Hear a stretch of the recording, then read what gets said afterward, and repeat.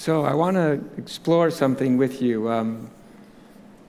It's one of those things, some of you have probably noticed in your own experience, that the closer that you get to experiencing something, thank you, that we might call our own deeper nature or reality or truth, the more paradoxical our experience becomes.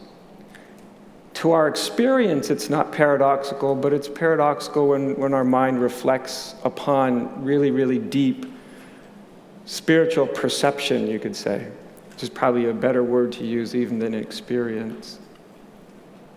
And we're all used to teachings that are in many ways meant for the express purpose of sort of dismantling our attachment and identification with what I call the psychological self, sometimes called an ego, but I like to call it a psychological self because I think it maybe gives a sense of what it actually is. It's a self that's created through our mind and the way that our body and our emotions interact with the thoughts and the beliefs and the images that we have. And all this quickly moving ideas, images, thoughts, memory, both conscious and unconscious, kind of moves in such a way that it creates this sense of a separate self that everybody's probably quite familiar with. And a lot of spirituality is often trying to dismantle our attachment to that psychological self. And in a certain sense, then we are, at least it appears as though we are dismantling our individuality. And in one sense, at least initially, I suppose, that one kind of is doing just that.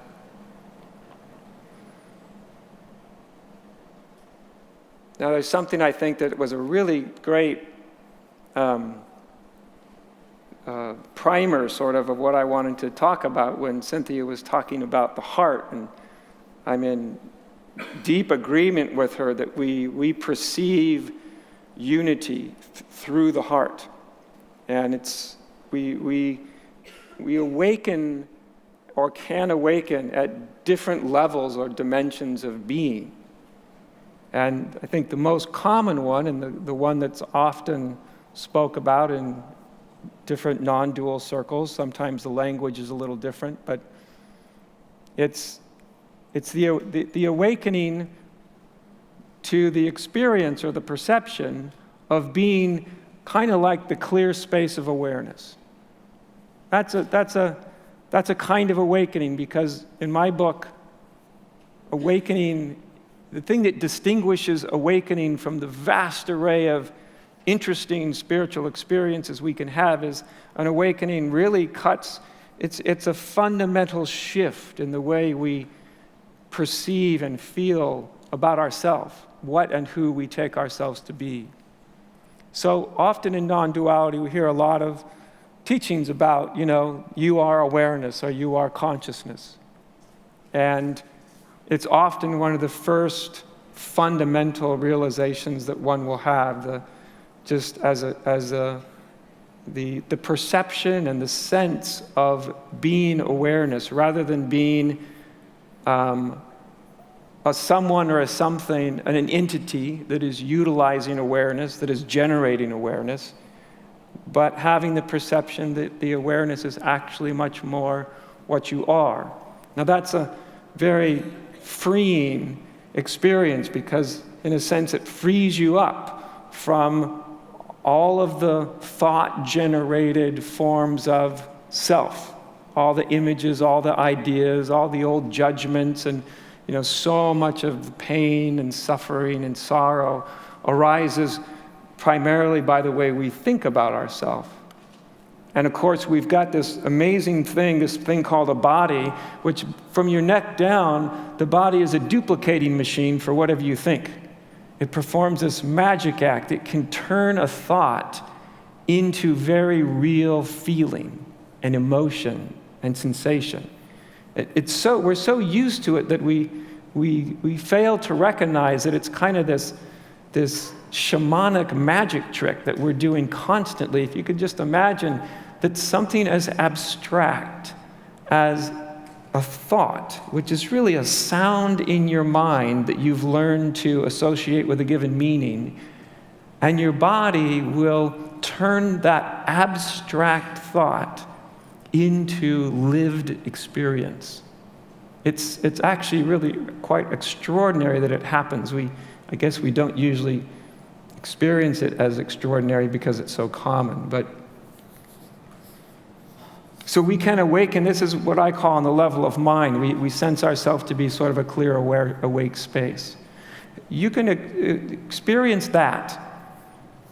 You can experience that quality of being, or that dimension of being, that dimension of insight, and if that's what you experience solely, you won't really experience unity, because you won't really be experiencing, as Cynthia was talking about so eloquently, through the heart. Awakening at the level of heart is when this sort of intuitive capacity comes online. And the intuitive capacity does entail an opening to a kind of deep emotional availability, right? It's almost impossible to experience the deep unity or the one that we all share or are, as long as we're sort of emotionally barricaded. And you can be in the clear space of pure awareness and unknowingly be still kind of closed in the heart, and you can have the perceptual ability to perceive the unity of things, which, by the way, can occur different ways. We can see ourself in everything. And when we see ourself, I don't mean your psychological self. If you see your psychological self, then you need to have a trip to the psychiatrist office and have a little talk. I'm talking about something more essential, an essential ground of being. So we can see it as self. We can see it as, some people will experience it as seeing God in everything. They just, all of a sudden, they perceive this intuitive capacity, this intuitive capacity in the heart comes online, becomes operational, and all of a sudden we experience that life itself, that this sort of relative reality, that, by the way, sometimes when you're in the state of pure open space of awareness, this whole life thing might seem very dreamy. Almost, if it's very deep, you can almost feel that it's kind of unreal, almost like a dream you have in the middle of the night. I'm not saying whether it metaphysically is or isn't a dream. That's really of no consequence to argue that case. But I'm saying we can experience life that way. When the heart comes online, we experience this relative world, the world of things and sensation and perception, as the divine itself, right? As we see God or self in everything and everywhere. And all of a sudden, this life takes on an extraordinary richness and value. It's no longer just seen as sort of a flimsy dream as a secondary importance, but it's seen as, in a very literal way, sort of as the face of God, or as a manifestation of the self. And of course, there is the ground of the self transcends all of these expressions, but that doesn't mean the expressions aren't miraculous in a way. And I think people have sort of foretastes of this, when they're kind of just little moments when they're often caught a little off guard, when they maybe are relaxed or in an environment that feels particularly safe, and they feel a particular quality of closeness and intimacy with things. My favorite definition of this kind of experience, this way of perceiving, was by an old Zen guy, Dogen, and he called it an intimacy with the 10,000 things.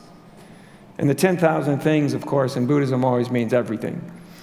And to say oneness or the self, or these words can seem quite abstract, But I think we all know what it means to have a profound experience of intimacy. And it just, when this heartful capacity awakens within us, we can feel this extraordinary intimacy, an intimacy where it's not even really a relational intimacy, where it's not that you're no longer perceiving life as other, but still nonetheless a profound sense of closeness, of intimacy, of beauty. I think these are the words where originally someone was searching for some way to communicate something so profound, and we use words like the sacred, right? Or the face of God. You can only sort of describe it in somewhat poetic ways. So there's even a deeper sort of possibility of another kind of intuitive capacity coming alive down in the gut, right down here, because this is I call it our most existential sense of self, where in our mind, if we awakening on the level of mind means we've awoken from identification with mind. But in the mind, it's thoughts, ideas, memories. In the heart, it's emotional attachments. Even a kind of emotional sense that, oh, this is me. When I feel like this, I feel most like myself. It's a sense of emotional self. And down in the gut is a sort of, it's not a thought and it's not really a feeling. Self is just sort of a contraction in a certain sense. It's just if you could just take empty space and sort of ball it up in a fist and put it inside your gut, that's sort of the root from which all other forms of this experience of self and separation, they all orbit around that clench. I was talking to somebody earlier today and saying that if you could get, even though it's pre-verbal, if you could give it a voice, it's what it would say is no. No to life, no to death, no to being open, no to being closed, no, just no, right? Because everything can be quite a threat, and it's why when we also experience our deepest survival instinct is, of course, comes from our gut. When we experience great fear, you ever notice when people are talking to you about their greatest fears, often unknowingly one of their hands will go to their lower part of their belly, right? So I don't really want to get into that too much, but when that opens up, which is usually accompanied with a kind of death experience, then we can then perceive what I call sort of the ultimate ground of being, which is the closest I can come to a description is a kind of, if you imagine a kind of pure potentiality. Pure in the sense of, if you just imagine a potential that contained the potential for all of existence, but if you imagine that it hadn't exercised any of that potential. So in that sense, it's pure. There's nothing been manifest. So in that sense, there wouldn't be anything to it. It would be empty in a certain sense. And yet it would also be about the fullest emptiness you'd ever run into, because it's literally contains the potentiality of everything we will ever experience or see or taste or touch. So that's all kind of levels of realization. I went through all that really, really quick because it's not really what I wanted to talk about. But I do think it's sort of relevant. Because all along the way here, if you've noticed, one of the themes is going beyond the identifications with different levels or dimensions of the experience of separation and self, right? That's the sort of journey of it. So that's the sort of the journey of the kind of you could say, of realization, of awakening, of all of that. And yet, simultaneously, right in the midst of all that, we still, of course, retain, we are still on a very mundane level, human beings. You don't have a realization and just pop into, you don't disappear, you don't realize the fiction of the psychological self, that it's not really you, and then you just disappear somehow physically and drop off the planet. You're still there. You look pretty much like you did the minute before you had the realization, except you feel a whole heck of a lot better, but there is a human dimension. And that's the part of it that I really want to kind of bring into the equation in this, because what I find as a teacher, I've been doing this for 21 years now, and especially in this point in time, for the last few years especially, I find a lot of people who've had enough realization where they start either kind of hazily or really clearly have seen that they are not the self they thought they were, that there's something quite different than that. And that all sounds relatively harmless, but as that kind of deepens, it also undercuts a kind of self is an orientation too. It's the feeling that I'm right here in the middle. Somehow I'm this secret little entity in the middle of me. And everything is happening to me and pertaining to me, and my motivations for whatever I do come from me. And you think of self as also an orienting principle, that all of life, as long as it's there in a coherent sense, orients around that self. Of course, that's part of the pain of it, right? Because it's trying to navigate this immensity of life, right? And a constant encounter with different points of views and opinions and life experience. And even though it's the primary orientation for a long time, it's also kind of flimsy, you know? All it takes is someone to walk up to it and criticize it. And it can go from feeling really confident and liking itself to kind of, a puddle of temporary dysfunction and sadness, just because someone said, I kind of just discovered a minute ago that you're really kind of a jerk. And you can go from feeling great to feeling terrible. So it's quite topsy-turvy, as everybody knows. But even on a more essential level, it is the unconscious orienting principle to everything, right down to the energy that motivates us, the meaning that we derive in our life, the purpose that we experience ourselves as either fulfilling or failing to fulfill. It's a profound orienting principle. As you start to see through it enough, all of a sudden, that which you oriented around, and you only know how much you oriented around it until it's no longer really there to orient around, right? Then you kind of go, oh, I see, that was much more than it appeared. I oriented every moment of life around it. And when it starts to kind of dissolve and the attachment starts to go away,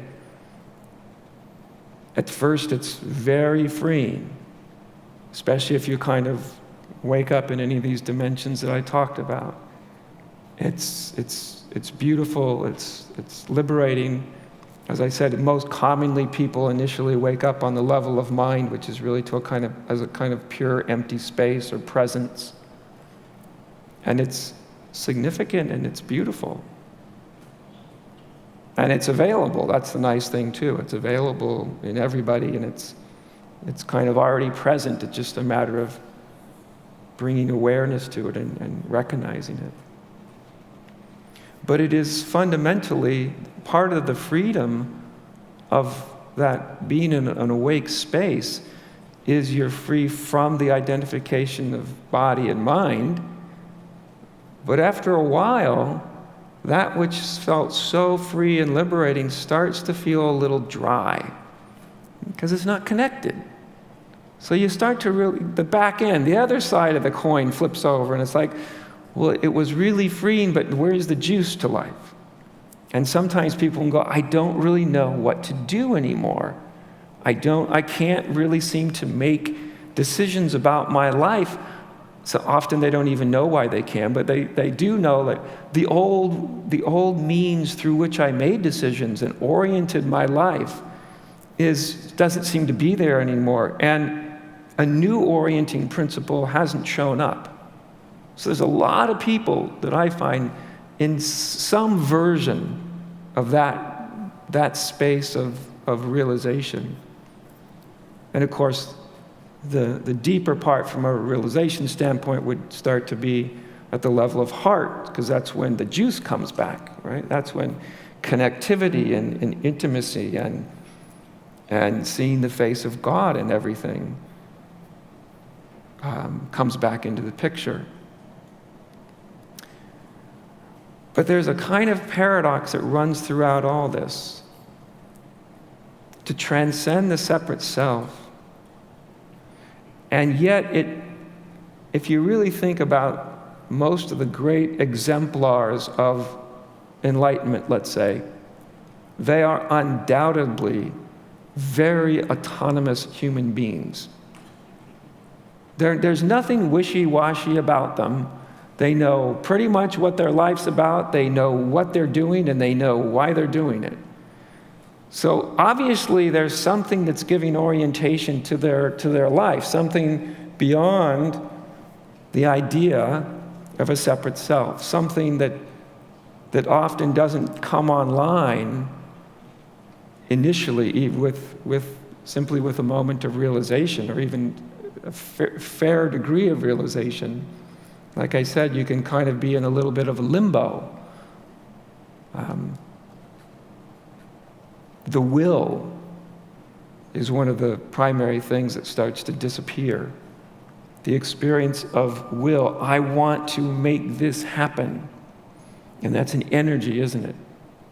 And the will is what drives most of the experience of the psychological self. And part of what will happen with any deep realization is the will start to be diminished. Because the self that it is based on and flowing from and giving life to is seen through. You start to have a different operating system that you're working from. And the will is one of those things, again, that it's hard to understand it clearly until it's no longer really there. Then you go, oh, I know exactly what the will was, because it's not really there anymore. You know it when it's absent, strangely, much more than you know what it is when it's present. Right? Now, when the heart starts to come online, when we start to perceive a kind of we have an intimate experience of being, that our being is no longer defined or strictly experienced as sort of a pure space of awareness, but it's also experienced as the sort of the suchness of everything that we encounter, from another person to the sky, to the leaves on the tree, and right including your own human body. It's some of you may have had this dawn on you. Depends on which spiritual orientation you have. You may talk to yourself about it differently, but it's almost like the realization that this physicality, this too is the Buddha. This is the physical manifestation of the Buddha. Or if you were a Christian, you might say the Christ. In fact, there's some beautiful and amazing poems that some of the Christian mystics wrote about looking at one of them where this wonderful saint looks at his feet. Simon the New Theologian, he wrote this wonderful poem, and seeing Christ in his foot, and then seeing Christ in his hand, and then seeing Christ, right? That's the heart awakening. And all of a sudden Christ is not an abstract, amorphous presence floating around somewhere. Christ is right there as your foot, and the next thing you encounter.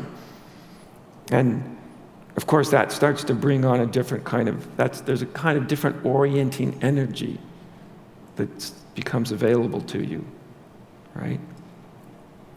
And as Cynthia also pointed out, inherent in that view is an ethic. I call it the ethic of enlightenment. If we really do see the true nature of everything, right down to the things themselves, if we really do see the true nature of things, we see that each thing and each person and each being has an unspeakable value, because they are an expression of the highest principle.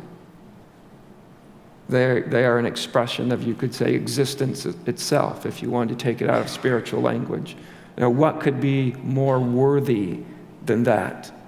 What could be more meaningful than right down to the physicality of any object being the actual manifestation of the divine? I don't know how something could be experienced as more meaningful and beautiful, and therefore it affects the way we interact with the world, right? If we're just in a place, kind of a disconnected place of pure awareness, and the world's kind of an illusion, then we're gonna act based on that level of realization. We're gonna act on that, and I would leave it to you to, if you've ever had that realization, you know, if you can even imagine how you might act if you really, really did experience life to be very much of a secondary reality at best, and really much more like a dream you had last night. Well, you're going to interact with life based on that. I'm not saying that it'll be negative, but I'm just saying it's a very different way of interacting, and certainly a different experience of life when the heart comes online. And we can start to perceive that reality through the heart. Then it transforms the way we see the mundane world of existence, the mundane worlds of time and space.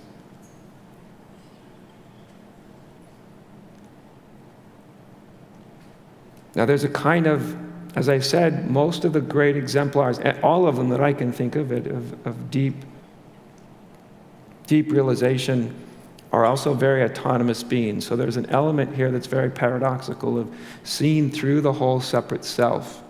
And so you would think, well, what would autonomy be then? Right? We know psychological egoic autonomy, which is relatively rare. It's wonderful to meet a truly self-actualized autonomous ego. They're very pleasant because they're not very attached to their self, and they actually are concerned with other things other than themselves, and they're very mature, and they're wonderful to be around. As I say, you don't bump into them very often, but they're very pleasant. But there is a kind of spiritual autonomy. Just like egoic autonomy is hard won, it's not just given to anybody on a platter. It takes some real concerted dedication to have real, even ego autonomy. And it's the path to that is littered with pitfalls and cul-de-sacs and false endpoints. Spiritual autonomy, however, is an embracing of a paradox. That the sort of absolute one and the one of your very human existence are at the deepest level of being. They are the same. And yet we all know that one of the beautiful things about touching upon any dimension of your true nature is you touch upon a kind of perfection. It's that dimension of you that is unconditioned, and in that sense, perfect, because it's unconditioned. And everybody has that domain of their being. It's with you right now. It's actually there. We usually just completely miss it and ignore it. But that's one of the beautiful things. You experience something that time, the world of time, never kind of corrupted and never can corrupt.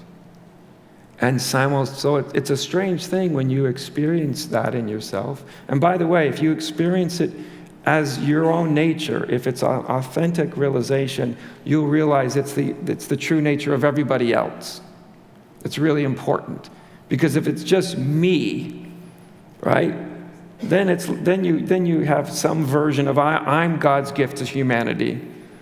I'm this unconditioned. I've touched upon the unconditioned, and sorry for the rest of you, but I'm much better than you are.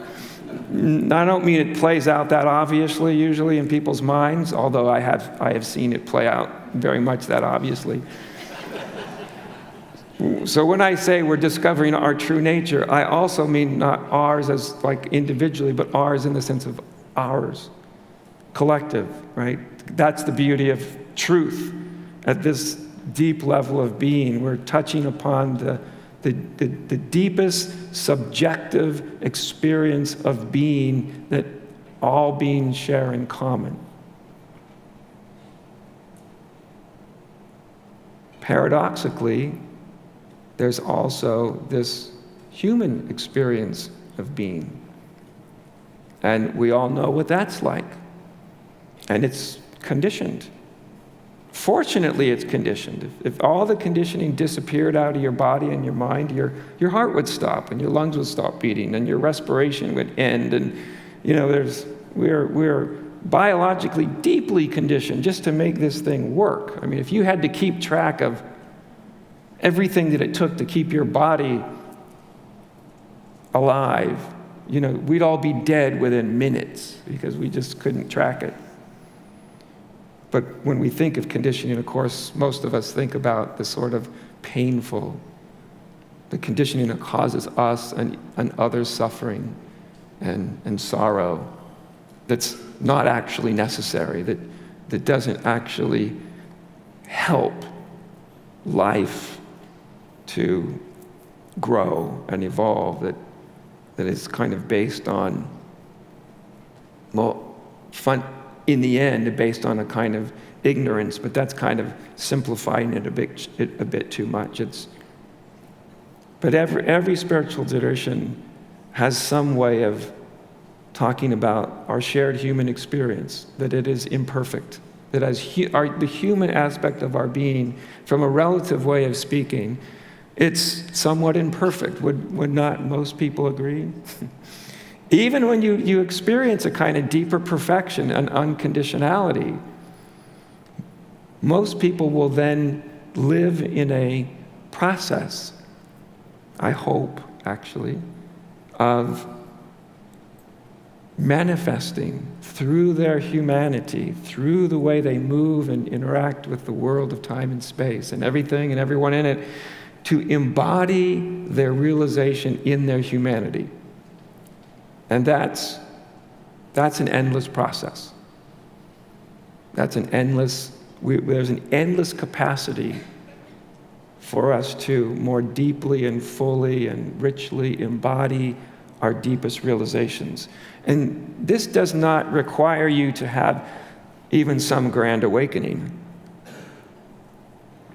Everybody in this room, all of you have the deepest thing that you know that you've experienced. The most fundamental kind of truth that you know. And so if people really looked and they looked at their deepest and truest sort of value that they could connect with, whether it's love or peace or wisdom or whatever it might be, truthfulness. So it's not just that you have to have had gone over some spiritual threshold of awakening to even endeavor to do this. It's really endeavoring to manifest in our humanity the deepest thing that we've experienced, our deepest experience of being.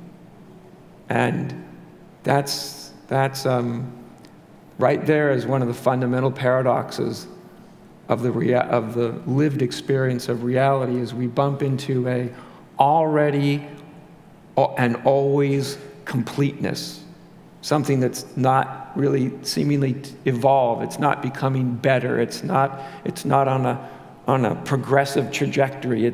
It's sort of the deepest reality of us. And so it is always and already what it is. And right at the same moment, there's also, along with that experience, that we could call that the experience of being. And I think everybody in their own way yearns for a deep and profound experience of being, where it feels like just to be is sufficient. It's enough. It's good. It's even sacred. Just to be. There's this instinct within us that's, I'd just like to just be. Then drop all of the contradiction and all the struggle and all the searching and seeking and striving and endless self-improvement, and can I just be?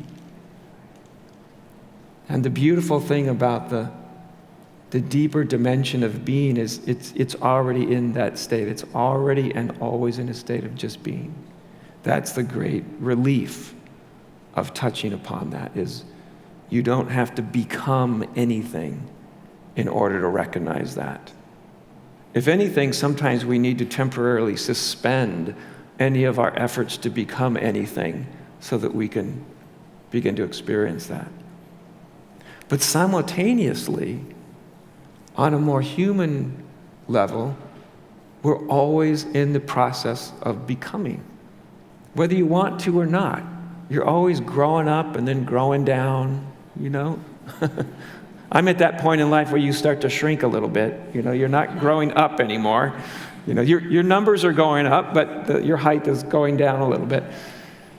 So there's a part of our human experience that is becoming. The world of created things is the world of becoming. There's, as the Buddha noticed thousands of years ago, that impermanence rules the day, which means that the whole of life, of perceivable life, it's in a state of becoming, of arising and decay, arising and decay, and arising and decay. And the dynamic quality that arises from arising and decay is what we call life.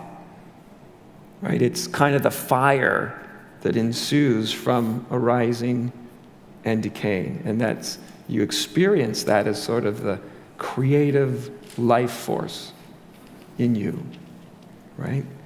So there's also that dimension, and it is in a state of becoming.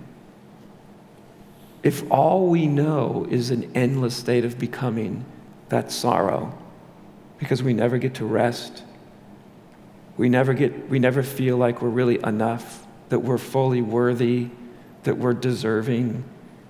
We really can't get to a place where we just go, okay, I can just put it all down. And so the beautiful thing about a deeper realization is as you come upon that which is the realm of being. And you touch upon it intuitively in your quieter moments. Often it just starts with just a sense of just being, and the sufficiency of that, the beauty of it, the relaxation of it. Right? And that makes the whole world of becoming that's still there, and it's still operating, right? It's still going on. It liberates you from exclusively living on that wheel and always waiting to rest until you've had the right experience or the right accomplishment or become the right person. Then the world of becoming becomes something that's at times, of course, challenging, but there's a beauty to it, because then your humanity is in a process of becoming at a human level a more and more and more clear reflection and embodiment of being. Right?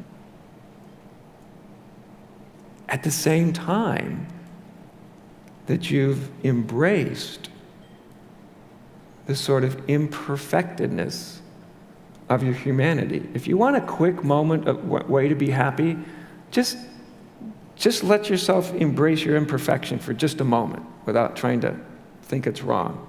As one of my favorite Catholic enlightened guys, Anthony DeMello, said once when he began a retreat, he's passed away now, but he began a retreat, and this is the first thing he said to this whole group of people. He said, let's get one thing straight, because without getting this straight, we're not going to get anywhere in this whole retreat. I'm an ass, and you're an ass. Now let's get over it. Right? So he was speaking to that kind of imperfectness and saying, okay, you're on a human level, you're imperfect, you're a work in progress. Fine, great. Now stop feeling bad about it. Just get over it. Right? Which is seemingly a very hard thing for human beings to do. So, to embrace and to start to find real autonomy is a profound challenge. It's a beautiful challenge, but it's definitely a challenge. To even begin to discover what a kind of spiritual autonomy is, it is being willing to discover a sort of your existential aloneness. And I know that frightens people because there's such an association with aloneness and loneliness. But they're very, very different. Until we can embrace this aloneness, we won't really find our true autonomy. The autonomy that you sense and feel in the presence of somebody that's truly free. They're not looking around at everybody around. Jesus wasn't going, do you all like it? Is it okay? Is it okay with you for me to be me? Is it pleasing to everybody? And he didn't, descend into a puddle of grief when somebody, didn't like him too much. Nor did he rise up and try to do some sort of battle with them and defeat them when they did that. He pretty much left people to have their opinions. But it required a deep kind of autonomy. And in my experience, paradoxically, autonomy grows out of the intimacy of the spiritual heart. Because we've got to be able to see the sameness in us. Right? We've got to be able to see God in each other. And I don't mean figuratively and metaphorically. I mean really, actually. And that's a profoundly intimate experience. It's more intimate than when you wake up with your lover at 2 o'clock in the middle of the night and you both woke up at the same time and you have one of those extraordinarily revealing little conversations where you just feel closer than close can possibly be. It's orders of magnitude more intimate than that. And yet, strangely, by realizing even more than our connectedness, what we all are and share in common, it is the foundation from which a deeper kind of autonomy can grow. Because here's the paradox, just to put it in a simple way.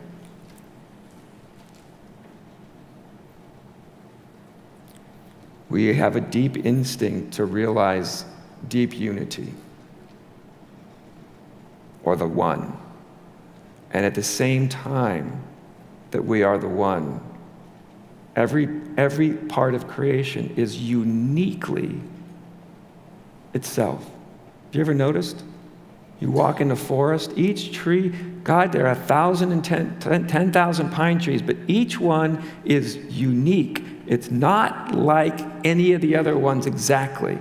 They're all the same pine tree. In that sense, they're all one, relatively speaking, but they're unique. And this is the paradox at the heart of realization, that there's a great phrase in one of the Buddhist sutras that they chant in Zen every day in the monasteries.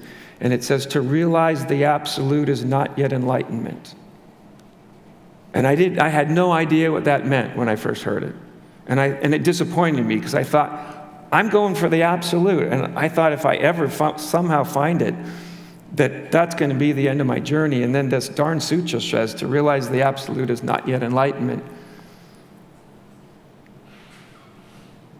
Because the enlightenment that sutra is referring to, yes, the absolute, the ground of being that we all share in common, is essential. But also, every way that absolute nature manifests is totally unique unto itself. You could even say individual.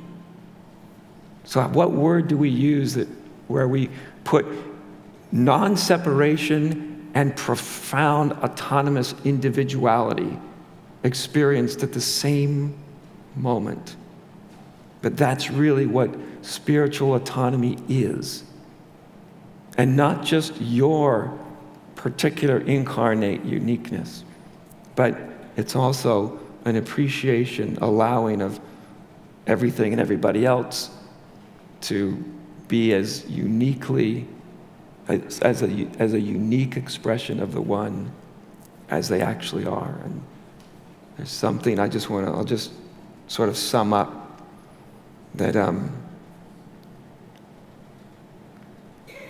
there's something I think profoundly important about finding a kind of awakening that includes this sort of individuality, because it's very, very tied to being what I call a redemptive presence in the world. Redemption simply meaning to return things to their natural condition. The more autonomous and the more awake we are, that there's a greater chance that the situations that you encounter have the opportunity to return to their natural condition. Find resolution, you might say. Right? And that is the power and the responsibility that we all have if we choose to embrace it. That each one of us can actually become redemptive presences in the world. And I don't mean an ego trip, like I'm the redemptive presence now, it's my new identity. I mean it's almost unconscious. It's just what happens. And so it's an embracing of this paradox of the realization of being and the completeness of that, and the endless capacity to become, through your humanness, what you've experienced deep within your being, to express the completeness that you realize, right? I think that lies within all of our capacities, and it ends up being one of our deepest human instincts as well. It's why anybody that does that, we tend to have a very deep affection for them, because they help us. We have been helped by redemptive presences. And they help us remember who we are, and perhaps begin to discover our own kind of spiritually autonomous way of being in the world. So, thank you very much.